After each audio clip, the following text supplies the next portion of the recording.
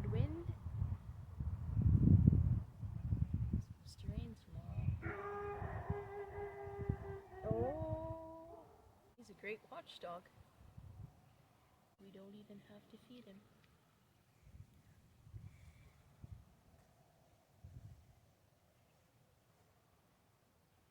I think that's about it for our light tonight. So we'll leave it at this here now. Oh, it's getting cool out. I don't know. Oh, that's enough.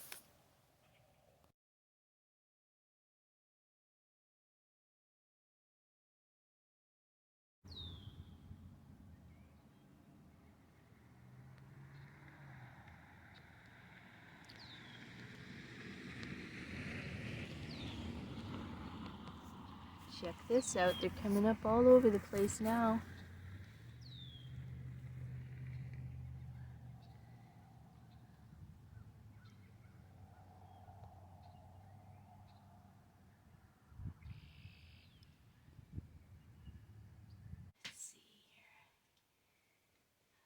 So I've got these constructed. This is the mock-up of my knicker breeches. And I sewed in a lining for the waist just to make that a little sturdier. Where I've gotten stopped is, well, I'll just show you the knee bands. Pretty cool. They fit quite securely. I did a little more reading and that's okay. I really had sized them down a fair. Well, I mean, I cut a lot of seam allowance, so everything was a little bigger than needed. But then I sized these right down, and they're kind of snug. But then I was reading, and in that book, the Cutter's Guide, was saying that some preferred to make them even a little tight, and a lot of men like to.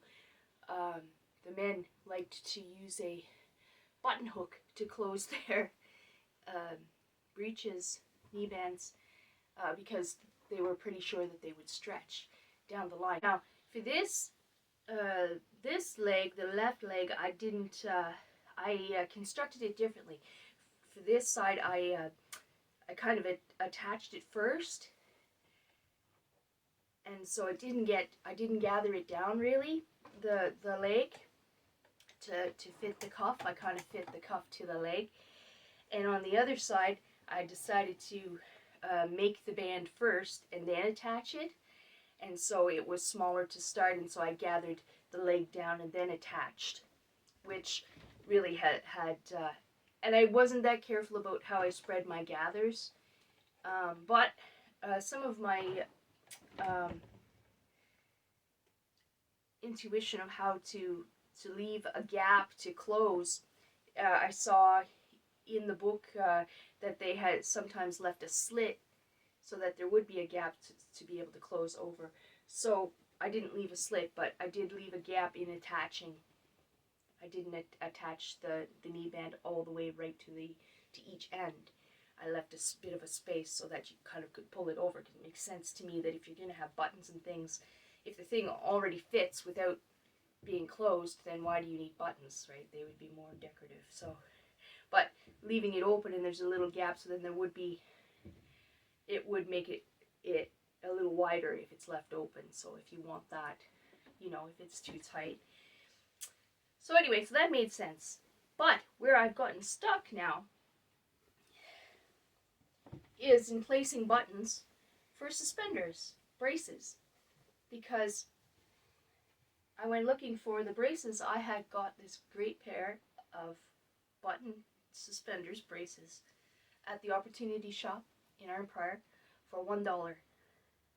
And I remember washing them, and I don't remember what I did with them after that. I thought I had them in the box with my scarves, because it's an accessory. There's just been so much going on. I have no idea where they are. I thought maybe I hung them in my closet. Maybe there's a spare bag of clothes somewhere that I haven't unpacked yet. We do have a bunch stored in the extension, so it's possible, unless they got dropped, their cat dragged them off somewhere or something. I cannot find them. $1 fantastic. But I went looking last night for another pair to buy, and they're far more expensive than I realized. And I'm not sure if I want to buy. They're all made with leather, and I don't know if I want to really buy leather. But and even a used pair, $50 or $60. So I'm thinking. My mom first said, "You gonna make a pair?" And I thought, nah. And now I'm thinking, yeah, maybe.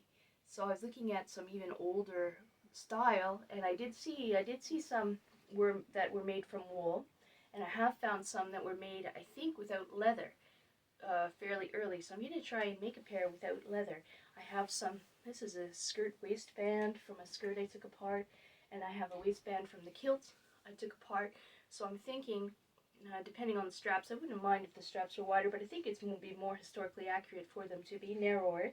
So if I cut this in half, then I have two straps of the tartan, and then I'm going to back it with another, either the charcoal wool, or actually I think I'll use this black wool, which actually is even wider. Goodness, I could just use that. So I've got plenty that's already ready to go. And I think I'm just going to go with that for a change rather than take it all apart and do everything from sort of scratch. So I'll just back it with the black, and then I want to make them reversible so that I would have both a black pair and the tartan pair. And so that's what I'm going to do. And so I'm not sure how they're going to hold up with wool, but that's what I'm going to do even for the little straps with the closures and with the buttonholes and everything. So that's something I'm just going to kind of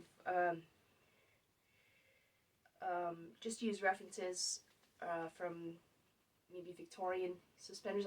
The styles were different in some of the Victorian suspenders, but I'd rather go with the more familiar style. That so I think I'm going to go like a la John Walton. Those the ones that I got at the Opportunity Shop remind me very much of like John Walton suspenders.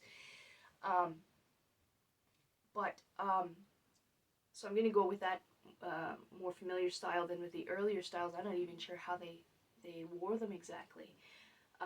So I'm going to go with that, the Y, I guess they're called the Y suspender braces. So I'm going to make a pair.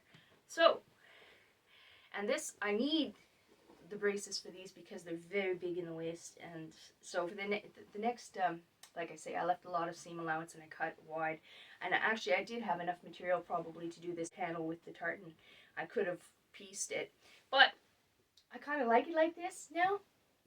It's interesting, I think, and unexpected. Like my sister said, it's unexpected. So I'm going to leave these like this, and they will be a wearable mock-up, and I will wear them. And but I do need suspenders unless I'm going to cinch them. I was thinking I could put like a cinch band with a button to cinch them down, and I might do that for this pair. And then when I have the braces, put some buttons on, and then you can have both. I think that would be okay. I'll look at Cinching Styles, but I mean, I think it's pretty well. A lot of people did their own sort of thing. If they knew how to sew, they would just use the, applications and how they would work for them. And I do want to put some pockets in, so that's going to be also down the line. Not an emergency at the moment, though. Could be. So that's what I'm working on. That's where I'm at. I'm going to so I'm going to make these suspenders. I'll do some filming on that. I'm also working on some curtains for the kitchen. Just from an old, like a futon mattress cover. Very big, double-sided. So enough to make curtains for the kitchen. I had done one for the small window. And so I'm going to I have enough to match the rest of the kitchen. So that's just about cutting the strips and hemming and then sewing a channel for the curtain rod. So that's in the works too. And at the same time, I'm going to start cutting and piecing from the other wool jackets I dismantled. And cut some more of these. A little more fitted at the waist, a little. I'm not too worried. Like I say, I will put cinch bands on, or and I will have some suspenders, but I don't want them too huge. These are very big, and I do, you know, I'd like them to fit a little closer. Okay, that's what's going on. But I'm happy with these, and I'll be wearing them soon. You'll see. I will probably go ahead and put the cinch bands on and then do a little reveal for the mock-up, just like that.